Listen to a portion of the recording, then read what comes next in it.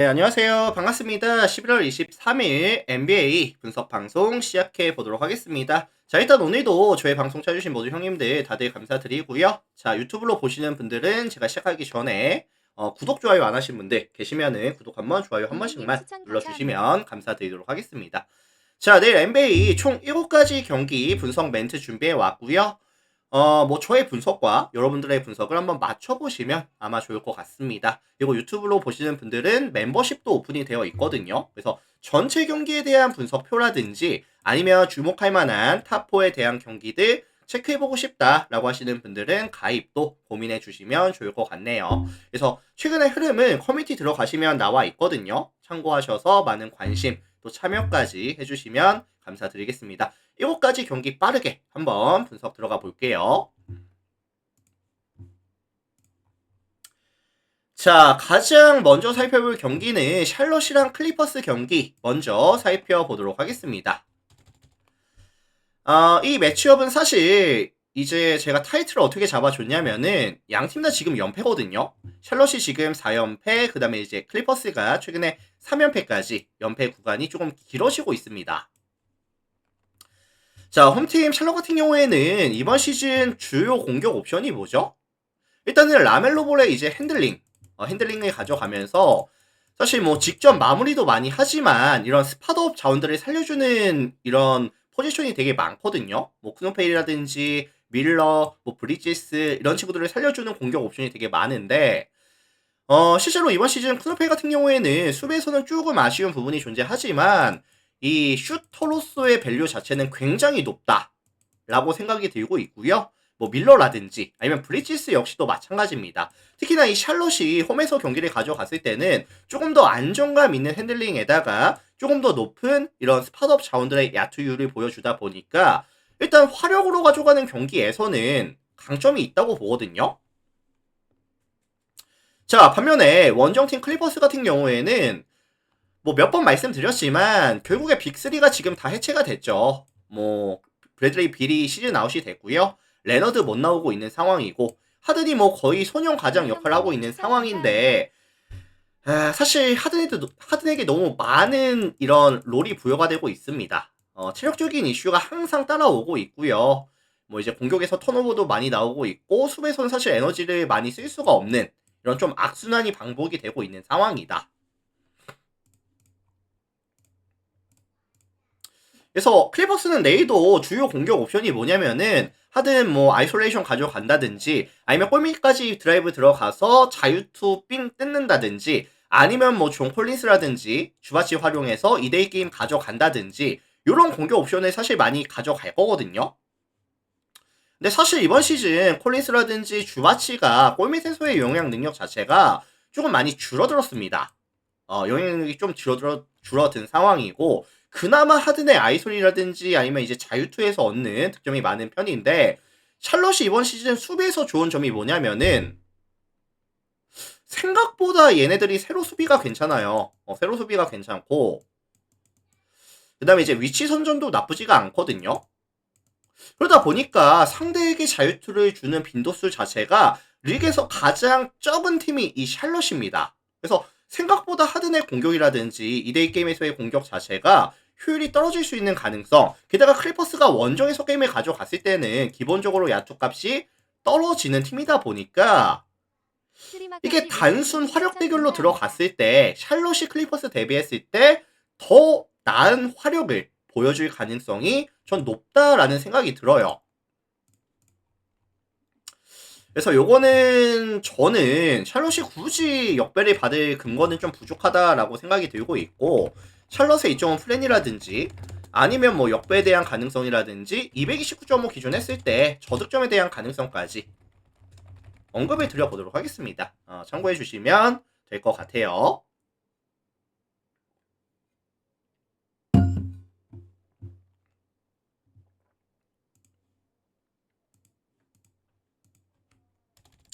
자, 다음 경기 보도록 하겠습니다. 올랜도랑 뉴욕 경기 살펴보도록 할게요. 올랜도, 뉴욕.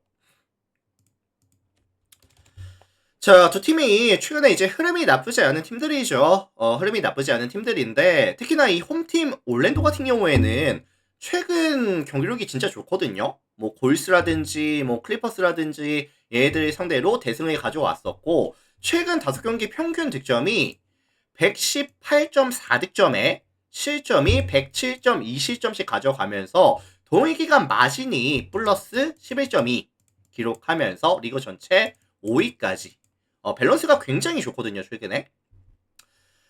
특히나 내일 뉴욕과의 매치업에 있어서도 올랜도가 가져갈 수 있는 수비에서의 강점이 저는 보여질 수 있는 경기이다 라고 생각을 해요. 왜냐면은 일단은 이 올랜도라는 팀 자체가 썩스라든지 아니면 앤서니 블랙이라든지 앞선에서의 수비가 굉장히 좋고요. 이렇게 브런슨 위주로 게임을 풀어가는 뉴욕 입장에서는 이 썩스라든지 앤서니 블랙이라든지 조금 거슬립니다.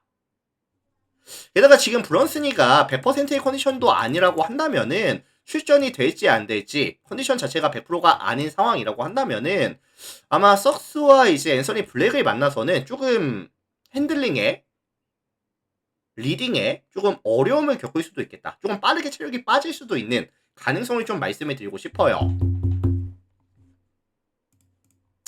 그리고 사실 뉴욕이라는 팀 자체가 이번 시즌 외곽에서 굉장히 많은 시도와 높은 성공률을 같이 가져가는 팀인데 이번 시즌 뉴욕은 경기당 3점 시도가 43.43개 리그 전체 4위에다가 성공률이 36.68% 리그 전체 12위 팀이거든요. 그래서 3점이 터져줬을 때 조금 편안하게 경기를 가져가는 팀인데 최근에도 역시나 많은 3점 시도와 이제 성공률을 기록 중인 상황인데 다만 최근에는 성공률이 조금 떨어지고 있는 추세.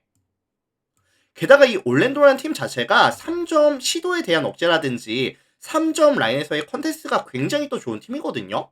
그래서 사실 상성에서도 조금 밀리는 느낌. 게다가 뉴욕이라는 팀 자체도 원정에서 게임을 가져갔을 때는 3점에 대한 야투값이 조금 많이 떨어지는 팀이기도 합니다. 그래서 이게 뭐 최근의 흐름이라든지 경기 컨디션이라든지 아니면 상성에 있어서까지도 뉴욕의 외곽에 대한 지표는 조금 억제가 될 가능성이 있어 보인다. 다른 말로 하면은 득점에 대한 기대값을 너무 높게 잡아주긴 좀 어렵다라는 생각이 들거든요. 자, 반면에 홈팀 올랜도 같은 경우에는 조금 더 편안하게 이제 공격을 가져갈 수 있을 것 같은데 뉴욕이라는 팀 자체가 이번 시즌 존 디펜스에 대한 이런 비율이 되게 높은 팀이거든요. 뭐 외곽에서의 이런 3점 억제라든지 아니면 뭐 컨테스트 능력이라든지 아니면 뭐 뺏는 수비라든지 이런 게 잘 안 나오고 있어요. 이거 사실 올랜도는 지금 외곽에 대한 지표가 많이 올라가고 있는 추세고요. 시즌 데뷔했을 때 올라가고 있는 추세고 이거 내일 3번 포지션의 매치업 프란츠 와그너와 브리지스의 매치업에 있어서는 아무래도 와그너가 높이라든지 아니면 힘에 있어서 조금 자신감 있게 올라갈 수 있는 포지션이 빈도수가 많아질 거거든요. 그래서 뉴욕 입장에서는 이런 아누노비 같은 선수가 좀 빠지는 거 좀 기분이 나쁠 수밖에 없는 상황이고 원정에서 가져가는 점도 역시나 기분이 나쁠 수밖에 없는 상황이고요. 그래서 올랜도가 공격과 수비에서의 밸런스가 조금 더 잘 맞을 수 있는 매치업이다 라는 생각이 듭니다. 그래서 요거는 종합해 보면은 뭐 올랜도의 프랜이라든지 아니면은 역배 가능성이라든지 아니면 230.5 기준했을 때 언더에 대한 가능성까지 같이 언급을 드려보도록 하겠습니다. 올랜도 프랜, 역배, 언더 가능성까지 언급 드려볼게요.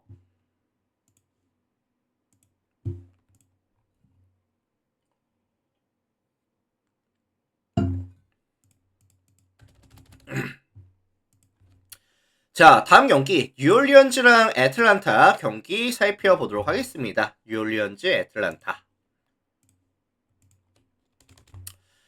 자, 홈팀 뉴올리언즈가 연패가 지금 굉장히 길어지고 있거든요. 오늘도 사실 댈러스 만나서 경기 지고 왔고요. 뭐 3점 차까지 밀어붙이는 데는 성공을 했지만 결국은 지고 왔어요. 지금 8연패까지 연패 구간이 굉장히 길어지고 있는 상황이거든요.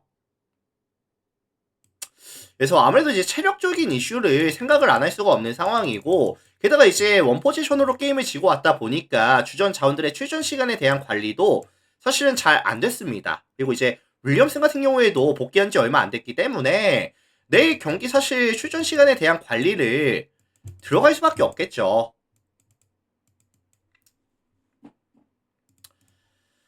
자, 그래서 지금 뉴올리언즈 같은 경우에는 사실 뭐 핸들링도 좀 안정감이 떨어지고 윙 자원들의 에너지 레벨도 아마 떨어질 것이고 윌리엄슨까지도 체력적인 이슈들 출전 시간에 대한 관리가 들어간다라고 한다면은 내일도 사실 애틀란타를 만나서 연패를 탈출할 수 있는 근거 자체가 조금 부족하다라고 생각이 들거든요.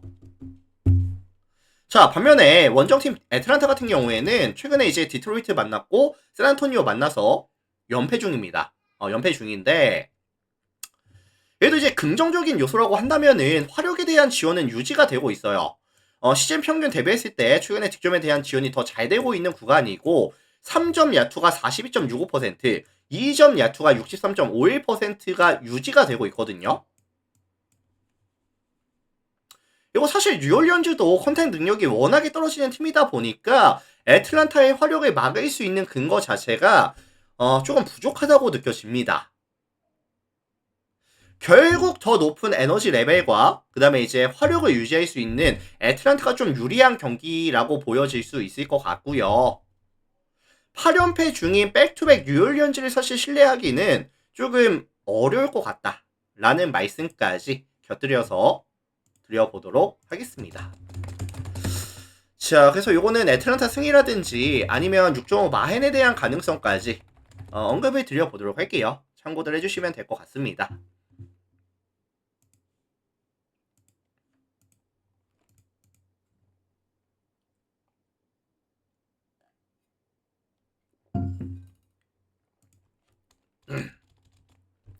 자, 다음 시카고랑 워싱턴 경기 볼게요. 시카고, 워싱턴. 자, 오늘 두 팀이 각각 이제 털리고 왔죠? 시카고가 이제 마이애미 만나서 털리고 왔고, 워싱턴이 토론토를 만나서 진짜 탈탈탈 털리고 왔는데, 둘 다 백투백입니다, 내일. 둘 다 백투백이죠. 홈팀 시카고 같은 경우에는 최근에 좀 아쉬운 게 뭐냐면은, 사실 실점률이 계속해서 좀 증가를 하고 있어요. 선수들이 턴오버에 대한 비율도 많이 올라가고 있고 박스아웃 안 되면서 세컨 찬스 내주고 있고 상대는 조금 트랜지션 상황이라든지 아니면 세컨 찬스를 잡아내면서 손쉽게 가져가는 득점에 대한 빈도가 많아지고 있다. 이게 조금 아쉽긴 하거든요. 다만 실점에 대한 억제는 안 되지만 득점에 대한 지원은 나쁘지 않습니다. 최근 5경기에서도 평균 123.8득점, 뭐 야투율 자체도 나쁘지 않거든요. 그래서 사실 워싱턴과의 매치업이라고 한다면은 저는 충분한 화력을 시카고 입장에서는 보여줄 수 있을 것이다. 뭐 최소한 120득점 이상, 뭐 130득점까지도 이상까지도 가능하다라고 저는 생각을 해요. 워낙에 워싱턴의 팀 자체가 수비 코트에서 가져가는 에너지 자체도 낮은 팀이고요. 컨택이 전혀 안 되죠. 그래서 시카고는 충분한 화력을 보여줄 수 있을 것이다 라고 생각을 하는데 그럼 결국에 워싱턴이 어느 정도의 화력을 보여줄 수 있을 것이냐? 워싱턴이 이번 시즌 이제 공격 코트에서 가져가는 강점이 뭐죠? 키션 조지라든지 뭐 쿨리발리라든지 뭐 살라든지 슈팅 레인지가 긴 뭐 윙 자원이라든지 빅 자원들이 되게 많은 팀이죠. 그래서 생각지 못한 타이밍에 외곽에서 올라가는 이 3점에 대한 지표가 정말 좋은 팀인데 다만 이 시카고란 팀 자체가 뭐 기디라든지 허더 뭐 오코로 팀 전체적인 사이즈 자체는 괜찮거든요. 지금 뭐 이제 뭐 스위치 수비라든지 아니면 위치 선점이라든지 이런 부분들이 잘 안 되고 있는 건 맞지만 그냥 순수하게 단순하게 올라갔을 때 워싱턴이 올라갔을 때 컨택 정도는 가능하다고 봐요. 사이즈는 워낙에 좋으니까. 그래서 요거는 종합해 보면은 사실 시카고의 승이라든지 아니면은 조금 일방적인 경기 가능성까지 말씀을 드려보고 싶거든요. 워싱턴의 미드레인지나 외곽이 조금 죽어버릴 수 있는 그런 경기라고 생각을 합니다. 그래서 요거는 저는 시카고 승 아니면 일방적인 경기 아니면 저득점에 대한 가능성까지 같이 언급을 드려보도록 할게요. 자, 시카고 승에 이제 12.5 마헨 그리고 245.5 기준 언더 가능성까지 같이 언급 드리겠습니다. 참고들 하시면 될 것 같고요. 자, 다음 경기 바로 들어갈게요.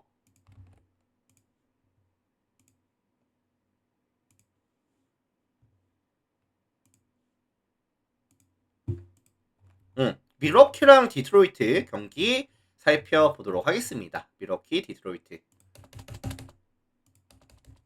자, 이 매치업은 이제 디트로이트에 대한 선호도가 조금 높은 경기라고 생각을 해요. 왜냐면은 지금 디트로이트가 연승이 정말 길어지고 있거든요.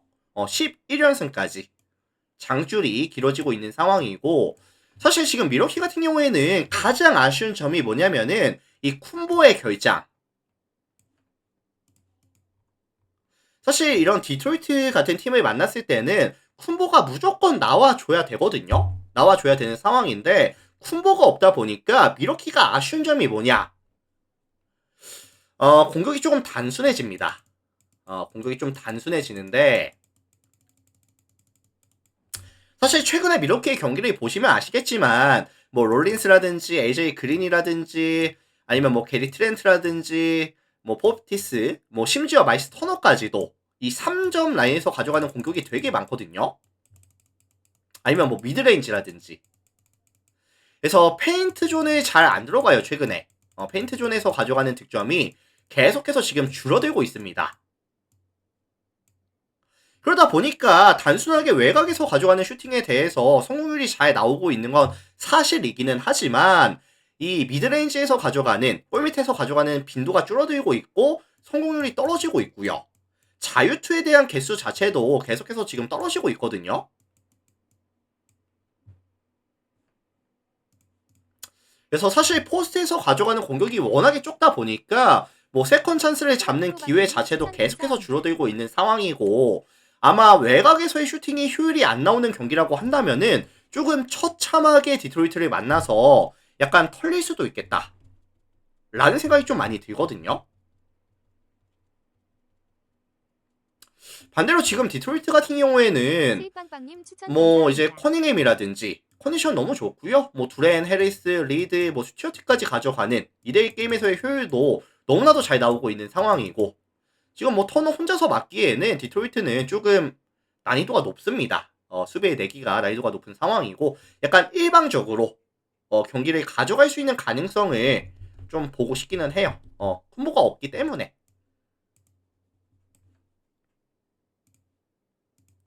그래서 아마 밀워키는 내 단순하게 외곽 위주로 미드레인지 위주로 가져가는 경기라고 한다면은 사실 3점에 대한 야투 기대값도 최근에 잘 나오고 있지만 이거 저는 진짜 10% 가까이는 빠진다고 저는 볼게요.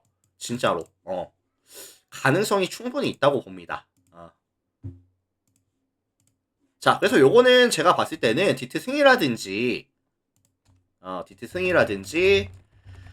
아니면 뭐 8.5 마인이라든지 아니면은 225.5 기준 했을 때 언더에 대한 가능성까지 같이 언급을 드려보도록 하겠습니다. 참고하시면 될 것 같아요.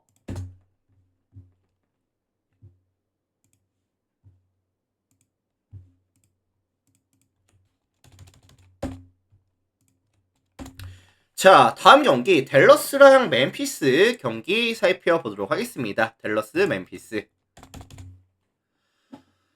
이 매치업은 제가 이제 가장 먼저 눈에 띄었던 점은 뭐냐면은 이 댈러스가 오늘 홈에서 뉴올리언즈를 잡아내고 왔거든요.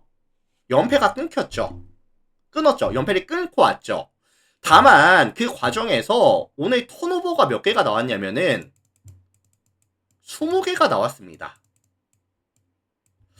사실 저는 그렇게 생각해요. 이 NBA 판에서 턴오버가 20개가 나오는 판에서는 사실 승리를 가져갈 수 없다고 보거든요. 근데 사실 뭐 뉴올리언즈의 경기력이 워낙에 많이 떨어져 있기도 하고 약간 승리를 당하고 왔다 이런 느낌이 조금 강한데, 지금 댈러스는 가장 근본적인 문제가 어빙이라든지 앤서니 데이비스, 러셀까지 핵심적인 코들이 굉장히 많이 빠져 있습니다. 게다가 어빙과 이제 러셀이 빠지다 보니까 이 1번 포지션이 굉장히 불안하거든요. 그러다 보니까 턴오버에 대한 비율도 늘어나고 있고 안정감이 떨어지고 있고 팀 야투는 같이 떨어지고 있고, 약간 악순환이라고 저는 생각을 하는데,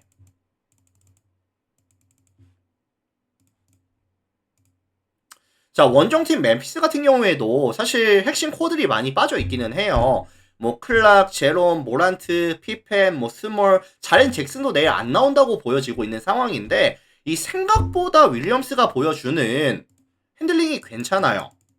핸들링 기대값이 괜찮고, 이제 온볼 상황에서의 마무리는 잘 안 되는데, 근데 이제 핸들링 가져가면서 기회를 생각보다 잘 만들어 줍니다. 턴오버도 거의 없고요. 그래서 사실 이거는 지금 양 팀의 맞대결에 있어서는 누가 더 턴오버를 안 하고 포지션을 더 많이 가져갈 수 있겠느냐의 싸움이라고 저는 생각을 해요. 그래서 더 많은 포지션이라든지 더 높은 에너지를 보여줄 수 있는 멤피스가 사실 밀리는 경기는 아니라고 저는 생각을 하거든요. 그래서 요거는 그냥 심플하게 멤피스의 플랜에 대한 가능성 정도만 언급을 드려보도록 하겠습니다. 근데 사실 이런 좀 흐름이 안 좋은 팀들 간의 매치업은 기본적으로 좀 난이도가 높은 것 같아요. 자, 플랜 가능성만 언급을 드려보도록 하겠습니다. 참고하시고.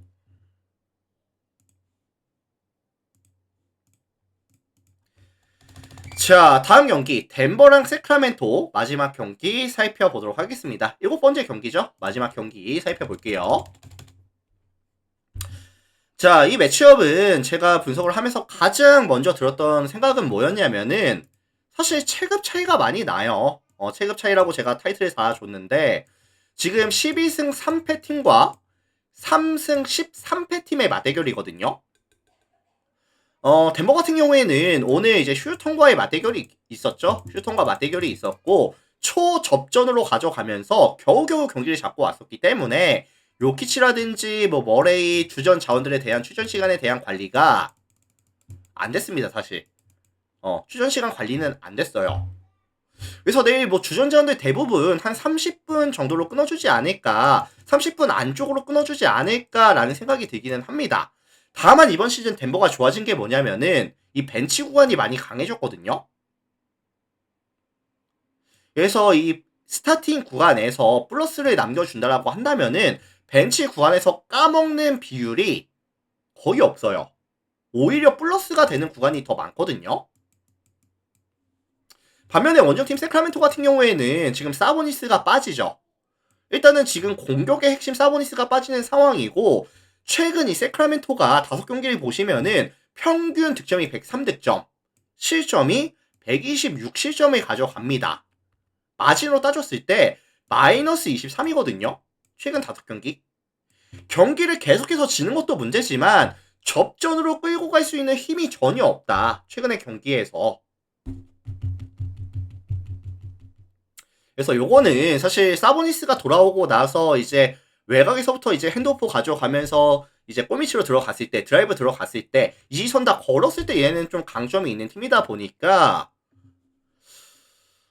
내일도 사실 굉장히 쉽지 않아 보이거든요. 뭐 백투백 원정이라 한데 덴버가 그리고 홈이기도 하고요.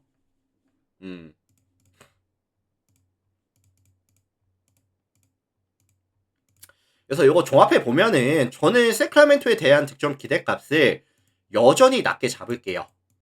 내일 세 자릿수도 안 될 수도 있다. 라고 저는 생각을 합니다.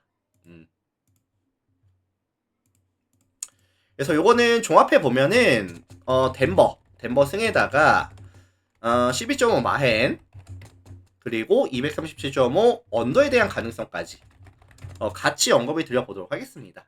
덴버 승, 마헨, 저득점에 대한 가능성까지 같이 언급을 드려볼게요. 자, 일단 오늘 이렇게 해서 제가 준비해온 총 7가지 경기 분석 멘트는 전부 다 진행해 봤고요. 자, 유튜브 형님들은 나가시기 전에 오늘 저의 분석 멘트가 뭐 도움이 됐다든지 아니면 뭐 잘 들었다든지 하시는 분들이 계시다라고 하신다면은 나가시기 전에 구독 한번, 좋아요 한번 부탁을 드려보도록 하겠습니다. 구독, 좋아요 한 번씩만 눌러주시고요. 자, 일단 유튜브 형님들 오늘도 많이들 봐주셔서 감사드리고 내일 점심 방송으로 다시 찾아뵙도록 하겠습니다. 다들 감사합니다. 용구진님 추천 감사합니다.